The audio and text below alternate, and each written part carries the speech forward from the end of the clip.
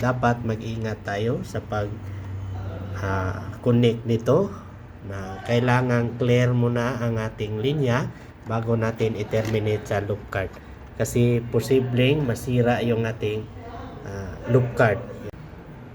Hello mga ka-busy mind, so ito ay fire alarm panel na addressable for loop yan, pero yung panel natin hanggang 6 loop ito, so may bakante pa tayong dalawa yan. So ito ang mga loop card na yan. So ito naman ang power supply niyan. So dito sa likod makikita natin yan ang converter natin. Yan ang. So itong battery ay backup 12 volt 7AH series 24 volt. So nagpalit tayo ng loop card. Yan. So may earth fault sa ating loop card kaya pinalitan nito.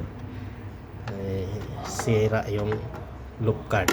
So dapat mag-ingat tayo sa pag connect nito, na kailangan clear muna ang ating linya bago natin i-terminate sa loop card, kasi posibleng masira yung ating loop card. Yung loop card na ito ay hindi na gumagana. Gumagana naman pero may earth fault.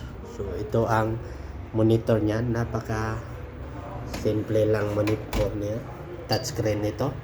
So may dalawang menu ito sa pag-access, user 1 at saka admin.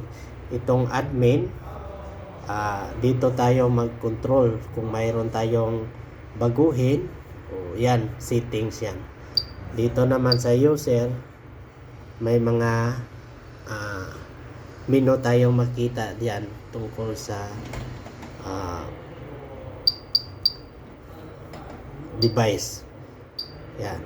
So, dito makita natin. So, ito loop 1, loop 2, scroll lang down lang natin. Yan, loop 4. Scroll up, down lang para makita natin ang loop number ng device. So yan. Ito ang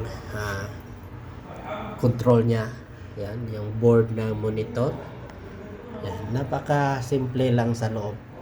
Pero sensitive ang panel na ito. Okay? Kung may idea ka rin sa fire alarm system na addressable, paki-share naman sa comment section. Okay? Bye-bye mga ka-busy mind.